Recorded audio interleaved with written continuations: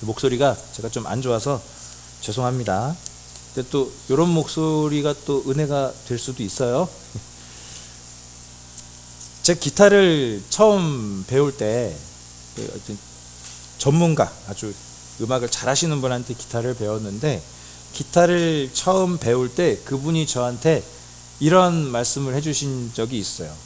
그 코드 중에 뭐 다장조부터 해서 C, D, E, F 이렇게 가는데 F 코드가 잡히기 시작하면 진짜 네가 기타를 본격적으로 할 수 있을 거야. 그게 뭐냐면은 쳐보신 분들, 기타 잡아보신 분들은 아는데 C 코드, 뭐 D 코드 이런 것들은 쉬워요. 근데 F 코드가 뭐냐면은 요 검지손가락으로 줄 6개를 다 눌러야 돼요. 근데 이게 처음에 안 돼요. 처음에 안 돼요. 요게 요 손가락 하나로 6줄을 다 눌러서 그 6줄이 다 소리가 잘 나야 돼요. 또 그러니까 안 됩니다. 그래서 기타를 처음에 배우면 이 F 코드를 이 F 코드의 벽을 넘어야 되는 게 이 과제예요. 그래서 처음에 이게 하다 안 되니까 자꾸 악보집에서 내가 뭘 연주해 볼까 하고 곡을 찾을 때 F 코드가 없는 걸 찾아요. 네, 저도 그랬거든요. 저 군대에서 처음 배웠는데 이거를 어떻게 했냐? 그 통기타 악보집 이런 거 있거든요. 한국 포크송 그런 걸 이렇게 1번부터 넘겨가면서 연주를 해본단 말이에요. 또는 이제 아실지 모르겠지만 찬미예수라는 게 있었어요. 예전에 이렇게 악보집 그런 걸 이렇게 쭉 하는데 이제 그 F 코드가 안 나오는 노래만 치는 거예요. 거기서 거기밖에 안 돼요. 근데 이 어느 순간 F 코드가 잡히기 시작하니까 모든 곡을 연주할 수 있더라고요. 그래서 그분이 그렇게 말씀을 하신 거예요. F 코드가 잡히기 시작하면 네가 기타 연주를 정말 제대로 본격적으로 해볼 수 있을 거야. 그래서 그게 하나의 전환점이 됐던 것 같아요. 신앙생활에도 저는 그런 전환점이 하나 있다고 보는데, 그게 뭐냐면 오늘 말씀의 제목처럼 하나님을 믿기는 믿는데 만군의 하나님으로만 믿다가 이제 진짜 나의 하나님으로 믿게 되는 그 전환기가 있어요. 이게 누구나 다 있는 것 같아요. 이거는 기독교 신앙을 가진 사람이라면 누구나 다 있고, 혹시 모태신앙들끼리, 그러니까 부모님이 뱃속에 있을 때부터 신앙을 가졌던 분들, 기도하면서 양육하신 분들, 모태신앙이라 그러잖아요. 모태신앙인 분들이 나이 먹으면은요, 모태신앙들끼리 모여서 다 무슨 얘기를 하는지 아세요? 부모님의 하나님이 나의 하나님이 된 계기가 뭐였냐, 이거예요. 그러니까 만군의 하나님이라고 말하는 건 뭐냐면은, 이 다윗의 표현이 이래서 제가 만군의 하나님이라고 했는데, 그냥 하나님이라는 존재에 대한 그냥 포괄적 믿음이에요. 하나님은 계신 것 같아, 이 정도. 하나님이 정말 세상을 창조하셨고 사람을 창조하셨다면 그분은 전능하신 분이겠지, 이런 정도에 대한 믿음인 거예요. 만군의 하나님에 대한 믿음. 그러니까 이 단계는 뭐냐면 하나님의 능력을 인정하는 단계죠. 하나님의 능력만 인정하는 단계예요. 능력을 믿는 단계예요. 그런데 나의 하나님이 됐다는 건 무슨 얘기냐? 실제로 내가 삶을 살다 보니까 어떤 계기, 또 어떤 시간, 어떤 사람과의 관계, 이런 걸 통해서 하나님이 정말 내 옆에 계시는구나를 느끼는 거예요. 이때는 뭘 믿는 단계냐면 성품을 믿는 단계. 즉 만군의 하나님을 믿는 단계는 뭐냐면 그냥 능력을 믿는 단계. 이거는 내가 회사 생활을 하면 회장님을 믿는 거하고 큰 차이가 없어요. 회장님은 권한을 갖고 있잖아요. 회장님은 능력을 갖고 있잖아요. 결제해 주실 수 있잖아요. 이 정도인 거고, 성품을 믿는 단계, 나의 하나님, 정말 하나님 내 옆에 계시는구나, 정말 나하고 함께 해주시는구나, 이 단계로 넘어가면 신앙생활의 판이 바뀌는 것 같아요. 골리앗과 싸웠을 때의 다윗의 믿음은요, 만군의 하나님입니다. 이때까지 나의 하나님은 아니에요. 그가 골리앗과의 싸움을 두려워하지 않았던 이유가 바로 하나님의 능력을 믿었기 때문이거든요. 양떼를 치는 목자의 일을 하면서 들짐승들과 싸워서 이겼던 경험들, 사울왕 앞에서 당당하게 그 경험을 다윗이 말하면서 내가 나가서 골리앗과 싸우겠다, 이렇게 얘기를 했었거든요. 물론 이렇게 하나님의 능력을 믿는 믿음도 하나님이 주신 믿음이고 귀해요. 귀합니다. 그것이 나쁘다는 게 아니에요. 그러나 하나님을 믿는 기준이 오로지 능력으로만 설명되는 단계이기 때문에 반드시 신앙의 한계가 옵니다. 왜? 하나님 지금 이거 왜 안 해주세요? 이렇게 원망이 시작되면 답이 없다는 거예요. 그런가 하면 사울에게 쫓기면서 광야의 시간을 지났죠, 다윗이. 그러면서 다윗의 믿음은 이제 나의 하나님으로 고백이 되어집니다. 이전에는 자기가 은혜를 받기에 자격이 있다고 했던 그 착각들이 깨지기 시작하고요. 그리고 하나님께서 내가 잘한 것도 없는데 나에게 복을 주신다는 그거를 깨닫기 시작해요. 그래서 이제는 하나님을 능력을 기준으로 믿는 게 아니라 정말 내 옆에 계셔서 나를 항상 도와주시는 좋으신 아버지, 이렇게 하나님을 성품으로 믿는 단계가 옵니다. 하나님의 능력을 믿는 단계에서 하나님의 성품을 믿는 단계로 변화될 때 가장 중요하게 깨닫게 되는 개념이 이거예요. 하나님은 저기 계시지 않고 여기 나와 함께 계신다. 하나님은 저 멀리 계시지 않고 하나님은 내 옆에서 나와 함께 계신다. 무슨 말이냐면 여러분의 삶에 직접 들어와서 함께 하신다. 이걸 믿기 시작하는 거예요. 직접 들어오셔서 함께 하신다. 요거를 믿기 시작한다는 거예요. 하나님의 능력만을 믿는 단계에서도 추상적으로는 하나님이 함께 하신다는 걸 알기는 아는데, 하나님의 성품을 믿는 단계, 하나님을 나의 하나님으로 믿는 단계로 넘어가면서는 그때부터는 뭐냐? 하나님 내 옆에 계신다는 그 자각이 올라오기 시작한다는 겁니다. 그리고 이것이 기독교 복음의 시작점이에요. 하나님은 저 하늘 위에만 계시면서 가끔씩 기도를 들으시고 가끔씩 결제를 해주시는 분이 아니라는 거예요. 저와 여러분의 삶에 하나님은 직접 들어오셔서 함께 해 주신다, 이 말입니다. 그게 예수님의 성육신이죠. 그러니까 그 기독교 복음은 크게 어렵지 않아요. 되게 단순해요. 하나님이 저 하늘에 계시면서 말만 하시는 분이 아니라 직접 우리의 삶 안으로 들어오셨잖아요. 예수님이 사람의 몸으로 오셨잖아요. 이게 기독교 복음의 시작인 거예요. 그러니 여러분, 권면합니다. 하나님을 만군의 하나님으로만 믿는 단계에서 더 나가기를 꿈꾸십시오. 저는 이미 그런 것 같아요. 아니에요. 제가 보니까 새로운 영역을 만나면 또 달라요. 새로운 인간관계 만나면 또 달라요. 내가 경험해보지 않은 영역을 들어가면은 또 나는 만군의 하나님만 찾아요. 그러나 그런 그 새로운 시간들을 겪으면서 그 안에서 반드시 나의 하나님을 만나게 된다는 거예요. 그 단계로 나아가기를 꿈꾸시기 바랍니다.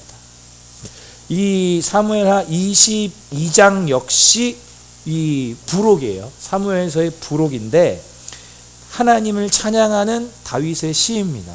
다윗이 악기, 제가 기타 치는 것처럼 다윗이 악기 연주를 할 줄 알았어요. 하프를 튕길 줄 알았는데, 그래서 다윗이 그렇게 많은 시편의 노래들을 작곡한 겁니다. 그래서 이 22장은 다윗이 직접 작사 작곡한 노래이면서 시이고 또 시이면서도 노래예요. 그런데 이미 시편 우리가 1권을 읽었죠. 눈치를 채셨으면 아실 거예요. 똑같아요. 시편 18편, 발음 조심해야 되는데 시편 18편하고 이 사무엘하 22장이 똑같아요. 근데 조금 다르긴 해요. 조금 다르긴 한데 똑같아요. 그냥 똑같습니다. 이게 재밌는 게 이거예요. 왜 갑자기 그러면 이 사무엘기 끝에 갑자기 시편이 하나가 이렇게 똑 이렇게 붙여져 있냐? 그거는 그 유대인들의 구약을 읽는 관습에 따라서 이렇게 된 거예요. 뭐냐면 유대인들은 주일 안식일에 회당에서 모이면은 그 구약의 말씀들을 낭독을 하고 누가 그걸 설교를 이렇게 하고 그 다음에 뭐 하냐면은 시편을 같이 한 편씩 읽어요. 그것과 맞춰서. 근데 그 관습이 그대로 여기 사무엘기에도 적용이 되어 있다는 거예요. 그런데 재밌는 건 뭐냐면 이 시편 18편 이 시가 사무엘서 마지막 부록에 붙여졌는데 이거는요 다윗으로 대변되는 하나님 나라의 클라이막스를 보여줘요. 다시 한번 다윗으로 대변되는 하나님 나라의 정점을 보여주는데 그게 뭐냐? 우리의 삶에 들어와서 함께 하시는 하나님, 요걸 보여줘요. 요 22장 10편 18편이 뭘 보여주냐? 우리의 삶에 들어와서 함께 하시는 하나님, 이게 복음이거든요. 그 복음의 내용이 이 사무엘서 마지막에 나와 있다는 게 그게 아주 감동적입니다. 자, 1절을 먼저 한번 볼게요. 1절 같이 읽어보겠습니다. 시작. 주님께서 다윗을 그의 모든 원수의 손과 사울의 손에서 건져주셨을 때에 다윗이 이 노래로 주님께 아뢰었다. 자, 이 1절을 보면 다윗이 이 시를 언제 썼는지를 알 수 있습니다. 다윗이 사울로부터 도망다닌 그 십수년의 시간이 다 지난 다음이죠, 이건. 그 도망자 세월을 끝낸 다음, 그리고 표현이 조금 애매해서 정확히 이게 어느 시점인지 그 연도를 측정할 수는 없어도 다윗이 왕이 된 후에 나라가 평안해질 때, 평안했을 때라는 겁니다. 완전히 평안해진 그 시점에서 썼다는 거예요. 그래서 이 시의 핵심은 이겁니다. 나의 하나님이에요. 나의 하나님. 아까 우리 찬양도 했잖아요. 거기 그대로 10편 18편이거든요. 나의 하나님, 나의 하나님, 나의 하나님, 이거예요. 그가 골리앗과 싸울 때 계속 말했던 건 뭐냐면 만군의 하나님이었어요. 그는 만군의 하나님만 이야기했어요. 그런데 지금은 뭘 얘기하고 있냐? 나의 삶에 직접 들어와서 함께 하시는 나의 하나님을 고백하고 있다는 거예요. 이게 느낌적으로만 그런 게 아니고 이 22장 전체에 제가 세다가 포기했어요. 너무 많아서. 나라는 표현이 있죠. 나의 하나님. 나를 어떻게 해주신다. 나에게 뭘 해주셨다. 이런 나라는 표현이 제가 세다가 포기했어요.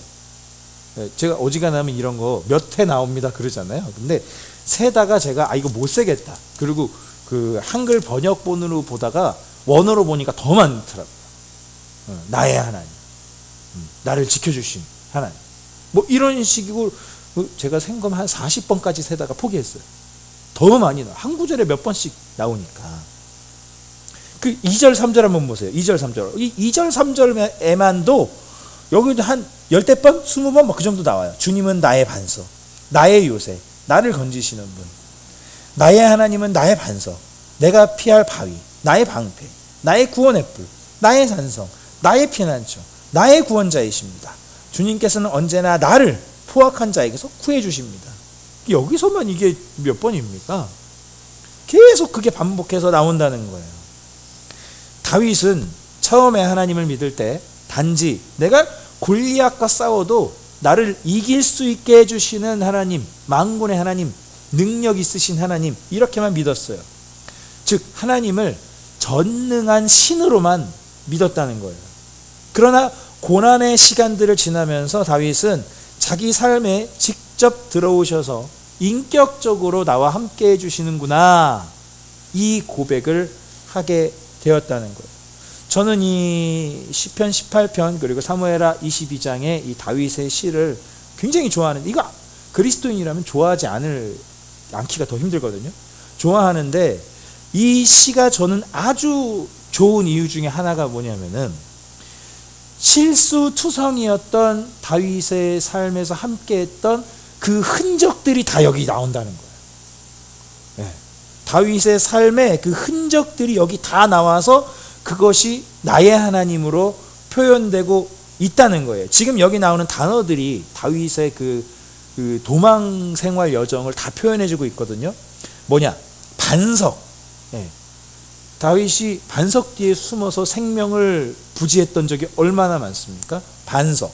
그 다음 요새에 들어가서 목숨을 부지했던 적 있죠. 바위, 그 다음 방패, 구원의 뿔, 나의 산성, 피난처, 구원자, 이 표현들은 모조리 다 다윗이 도망자 생활을 했던 그 삶의 흔적들이에요. 그 흔적들이 여기에 지금 다 감사로 다 하나님이 함께 했던 순간들이라고 고백되어지고 있는 거예요. 즉 실패한 것 같은 순간들이요.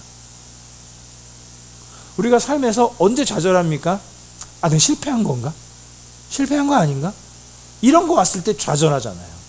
그런데 지나고 보니 다윗에게 그게 뭐가 됐어요? 나의 하나님을 고백하는 도구들이 되었다는 거예요.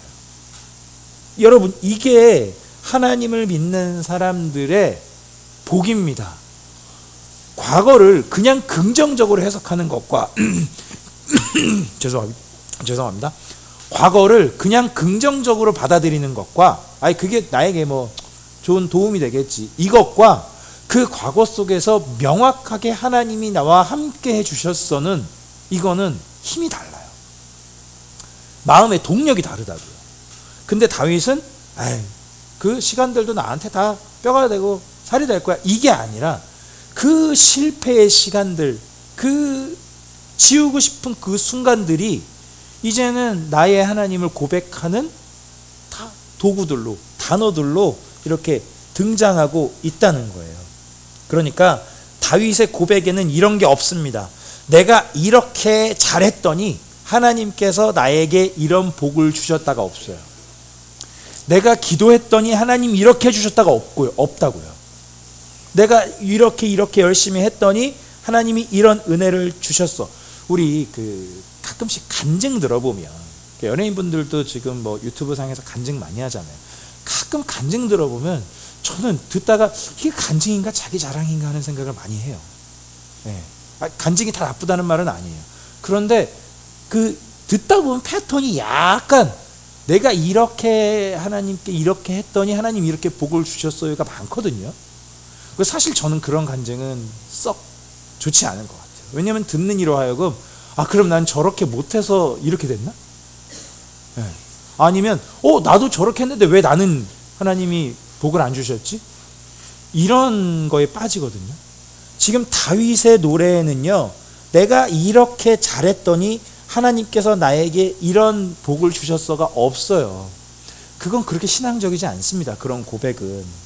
다만 실수 많고 죄 많은 자신의 삶의 흔적들, 그것들 돌아보니 거기에 직접, 그 모든 순간들에 직접 하나님이 들어오셔서 인격적으로 함께 해주셨더라. 이 고백이 그게 위대하다는 거예요. 그게 후회로 점철될 수밖에 없는 우리의 과거를 노래로 바꿔주실 수 있는 유일한 분이 우리 아버지 하나님이십니다. 그 고백을 하고 있는 거예요.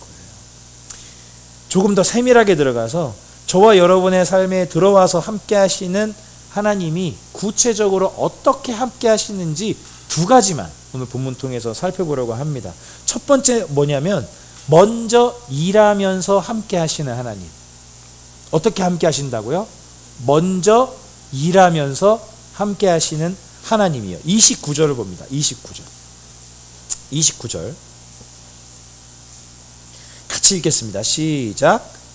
주님, 진실로 주님은 나의 등불이십니다. 주님은 어둠을 밝히십니다. 여기서 다윗은 하나님을 등불로 고백하고 있어요. 별 의미 없을 수 있지만 저는 이 고백은 아주 의미 있다고 생각합니다. 어두운 밤에 등불이 없다면 아예 앞으로 나갈 수가 없죠. 지금이야 우리가 뭐 전기 때문에 밤에도 밝은 세상에서 살고 있지만 이때 그런 시대가 아니잖아요. 어두운 밤에 등불이 없다면 아예 앞으로 나아갈 수가 없잖아요. 어둠을 밝히는 등불이 없다면 어떤 행동도 할 수가 없잖아요. 아무 시작도 할 수가 없잖아요. 어둠 속에서 만일 등불이 없이 혼자 걸어간다면 도처에 어떤 위험이 있을지 어떻게 압니까? 앞에 길이 사라질 수도 있고 가다가 움푹 패인 곳을 걸어서 넘어질 수도 있고 알 수 없는 거잖아요. 주님은 나의 등불이라 라는 이 고백은요, 저와 여러분의 삶에 하나님의 은혜가 담길 수 있는 근거가 뭐냐? 하나님이 가장 먼저 저와 여러분보다 앞서서 우리의 삶에서 일하고 계신다는 말이죠. 30절부터의 고백이 이 의미를 뒷받침합니다. 30절을 봅니다. 30절. 참으로 주님께서 나와 함께 계셔서 도와주시면, 보세요. 주님께서 나와 함께 계셔서 도와주시면, 즉 하나님이 먼저 뭔가를 해주신다면, 하나님이 먼저 해주신다면, 그렇다면 내가 앞으로 나갈 수 있다는 거예요.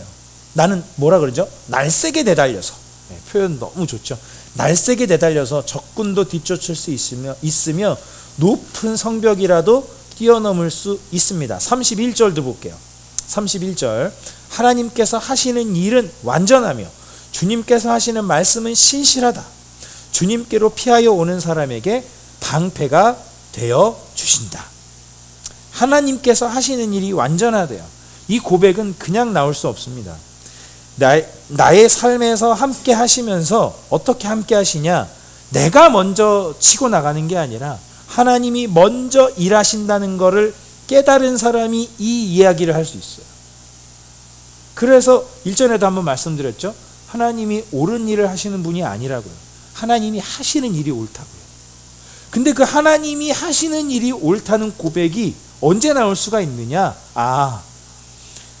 하나님이 먼저 일하시는구나. 이걸 알 때요. 이걸 깨달을 때요.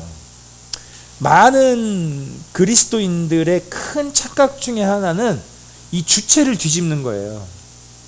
여러분도 아니라고 말하기 어렵고요. 저도 아니라고 말할 수가 없고, 이 함정에 우리가 많이 빠집니다. 신앙생활이 이거라고 생각해요. 뭐냐면 내가 일단 열심히 선택을 하고 열심히 살아요. 그러다가 문제에 봉착하면 기도를 하죠. 하나님 도와주세요. 순서가 누가 먼저인 거죠? 이러면 내가 먼저인 거죠. 내가 먼저 이렇게 가다가, 내가 먼저 하다가 뭔가를 선택하고 행동해서 하다가 하나님의 도움이 필요한데? 그러면은 하나님 도와주세요. 영화로 치면 슈퍼맨 도와주세요. 배트맨 도와주세요. 이런 거란 말이에요. 내가 먼저 걸어가고 하나님은 따라오면서 나를 도와주는 것처럼 신앙생활을 실제로 한다는 거예요. 물론 대놓고 그런 고백을 하는 크리스천 하나도 없어요. 대놓고는 그런 고백을 안 해요. 우리는 내가 선택하고 하나님 도와주시는 거지, 이 말은 안 하는데 우리의 삶의 실제가 이래요. 이거 아니라고 말하기 어려우실걸요. 저도 그런데 내가 먼저 하고 하나님 도와주는 거예요. 우린 이런 사람을, 그런 존재를 뭐라고 부르냐면 비서라고 부릅니다. 비서라고 불러요. 내가 주체고 나를 도와주기만 하는, 나를 도와주는 존재, 비서예요. 하나님 비서처럼 생각하는 거예요. 여전히 선택과 행동의 주체가 여러분이고 하나님은 나의 선택과 행동에 도움을 주시는 분이라고 믿고 있다면 아직 하나님을 만군의 하나님으로만 믿고 있다고 볼 수 있습니다.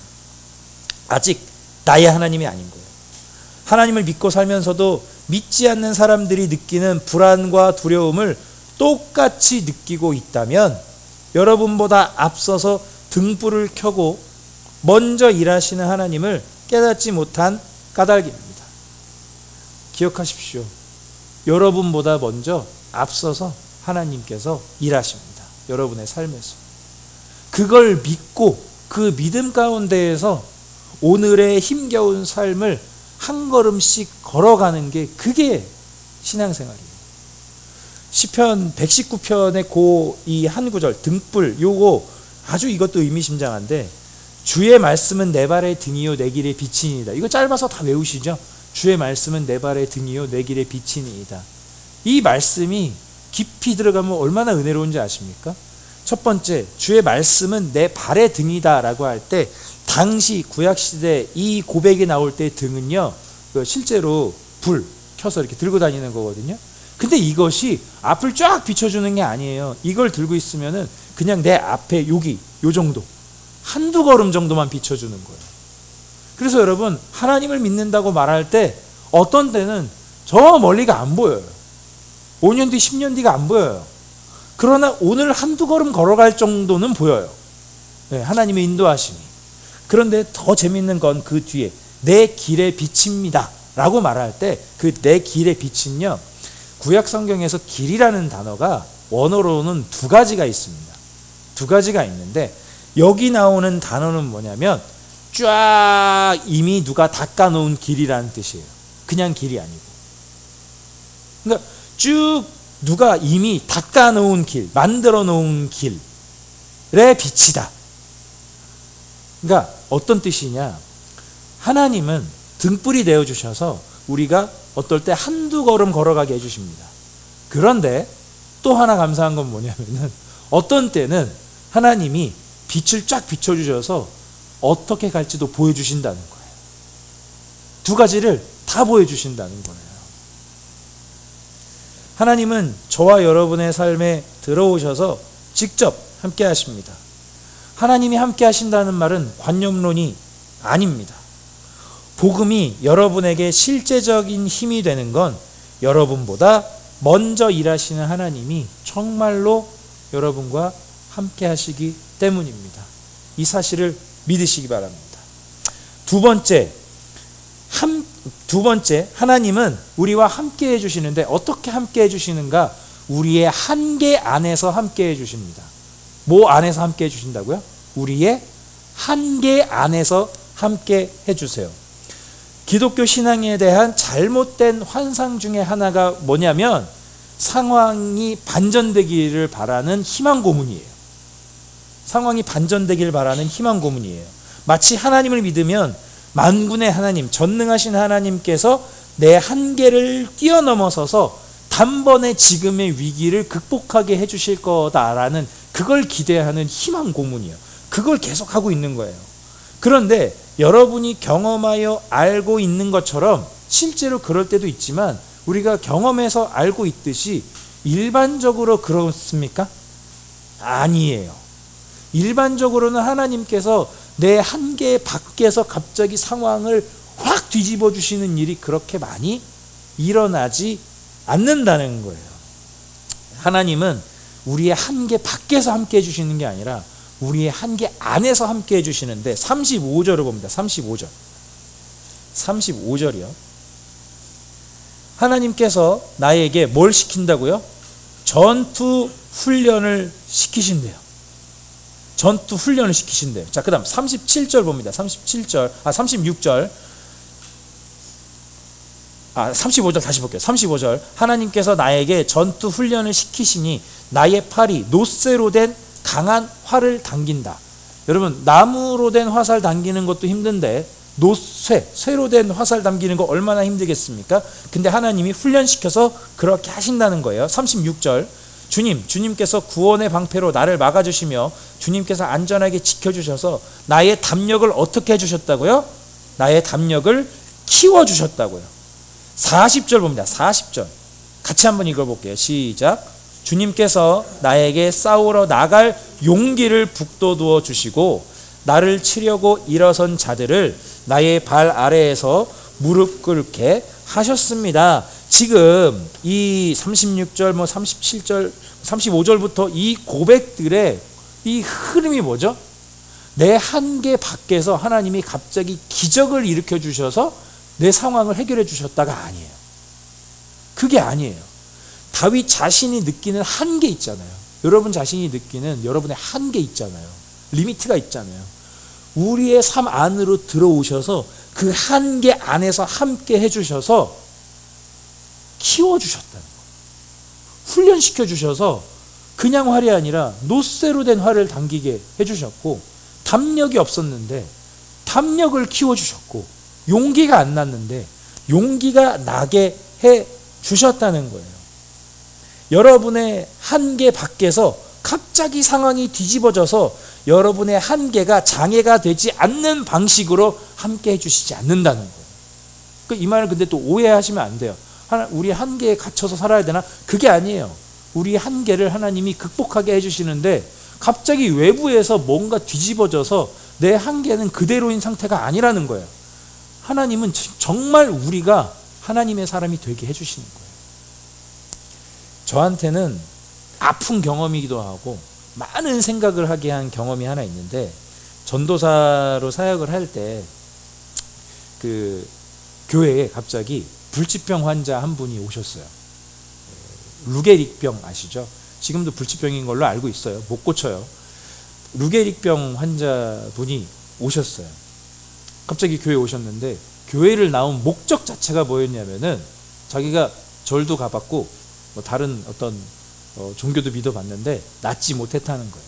그러니까 그 근데 사람들이 주변에서 교회 다니는 뭐 권사님 이런 분들이 이제 옆에서 전도하려고 이렇게 한 거예요. 하나님 믿으면 고쳐주셔. 하나님은 다 고쳐주셔. 이런 거예요. 그래갖고 이분이 휠체어를 끌고 교회 다니기 시작하셨어요. 그 교회가 2층이었는데 엘리베이터가 없었거든요. 그 휠체어를 얼마나 힘듭니까? 교인들이 다 같이 이제 업고 옮기고 막 되게 처음 은혜로웠어요. 근데 이게 분위기가 이상해졌습니다. 이상해졌어요. 어떻게 됐냐면은 이거 안 나으면 큰일 나는 거예요. 이제 담임 목사님도 앞에서 설교를 하시는데 저는 좀 뒤에서 듣기에 불안할 정도로 나을 거라고, 분명히 하나님 고쳐주실 거라고. 그게 뭐 목사님이 막 그런 거 좋아하시고 그런 분도 아니었거든요. 나을 거라고. 그리고 실제로 그러다가 한 몇 개월 뒤에 정기 검진을 받았는데 뭐 다리에 어떤 근육이 조금, 루게릭병 아시죠? 근육이 굳어가는 거예요. 근데 뭐 어느 근육이 갑자기 조금 반응이 좀 생겼다, 호전됐다. 그럼 교회가 있잖아요. 이 일 하나로 교회가 들썩했어요. 이분이 조금 나아진다 그러면 교회가 막 와 막 이러고, 이분이 조금 안 좋아지면은 뭐지 이랬어요. 저는 전도사니까 말은 못했지만 뒤에서 보고 너무 불안했어요. 근데 제가 이걸 말하는 이유가 뭐냐면 결론이 좋았을까요? 안 좋았을까요? 안 좋았어요. 결국 돌아가셨어요. 그리고 그분이 남자분이셨는데 아내분이 하나님을 거의 저주하고 교회를 떠나셨어요. 절대 자기는 앞으로 기독교를 믿지 않겠다. 그리고 그 일로 많은 교인들이 교회를 나갔어요. 떠났어요. 난 기독교 신앙을 이제 갖지 않겠다. 저는 무조건 나을 겁니다 라고 말하는 것보다 하나님은 낫게 해주실 수도 있고 낫지 않게 해주실 수도 있지만 우리는 끝까지 함께 있겠습니다. 우리는 끝까지 당신과 함께 하겠습니다. 이랬으면 어땠을까 하는 생각을 해봐요. 지금 돌아보면 다윗의 고백을 보십시오. 다윗의 한계 밖에서 상황이 뒤집어져서 다윗이 한계를 극복했습니까? 아니에요. 갑자기 다윗이 키가 커졌습니까? 그런 거 아니란 말이에요. 다윗의 한계 안에서 하나님이 함께 하시면서 다윗을 훈련시키셨고 담력이 생기게 하셨고 힘을 주셨고 용기를 주셔서 다윗이 정말로 더 좋은 사람, 더 좋은 왕이 될 수 있게 해 주셨다는 거예요. 만일 하나님이 저와 여러분의 한계 밖에서 함께 하신다면 여러분의 상황은 바뀔지 몰라도 여러분은 변하지 않습니다. 하나님이 만약에 우리의 한계 밖에서 일하신다면, 그렇게 우리를 도와주신다면 상황은 좋아질지 몰라도 저와 여러분이 좋은 사람으로 바뀌지는 않는다는 말이에요. 여러분이 정말로 하나님의 사람으로 성숙해지고 강건하게 되도록 하나님은 여러분의 한계 안에서 함께해 주십니다. 이게 여러분의 한계 안에서 하나님이 함께해 주신다는 이 말이 얼마나 큰지 아십니까? 저와 여러분이 삶에서 느끼는 고통과 고난, 억울함과 분노, 나약함과 죄책감, 그 다음에 무력감과 모자람, 그 모든 면에서 함께해 주신다는 거예요. 내가 좋은 거, 우린 그렇잖아요. 내가 잘한 거 하나님께만 보여드리고 싶은데 나의 모든 그 어두운 그 삶의 모든 면에서 하나님이 함께 해주신다는 거예요. 내가 울면 같이 울어주시고 내가 싸우면 함께 싸워주신다는 거죠. 그게 예수님 십자가 아닙니까? 우리의 삶에 들어오셨어요. 예수님이 사람의 몸을 가지고 오셨다는 건 우리의 한계 안으로 들어오신 거잖아요. 사람의 한계 안으로 들어오셨다는 말입니다. 예수님께서 자신이 곧 십자가에 달려 죽고 부활할 것이라고 말씀하셨을 때 결코 그럴 수 없다고 나섰던 베드로를 심하게 꾸짖으셨죠. 심하게 나무라셨어요. 그런 소리 하지마 정도가 아니라 뭐라 그러셨죠? 사탄아, 내 뒤로 물러가라. 단지 베드로의 혈기를 나무라신 게 아닙니다. 우리의 한계 안에서 함께 하시면서 죄의 문제를 극복하게 해주시는 하나님의 계획을 전면으로 막는 생각이기 때문에 사탄아라고 하신 거예요. 그 생각이 너무 나쁘기 때문에. 즉 저는 이 베드로가 예수님 절대로 그렇게 될 수 없습니다. 제가 끝까지 예수님이 그렇게 죽는 일이 없도록 제가 막을 것입니다. 라고 했을 때 예수님이 그것을 사탄아라고 했다는 건 뭐냐?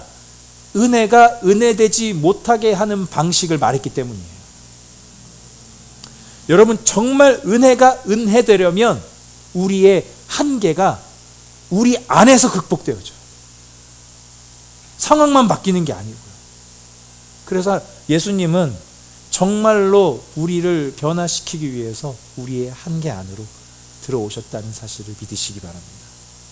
성탄절이 가까워 올 때마다 저와 여러분이 해야 하는 생각은 이겁니다. 아, 좋다, 이게 아니고 우리의 삶에 직접 들어와서 함께 하시는 분이 우리 하나님입니다.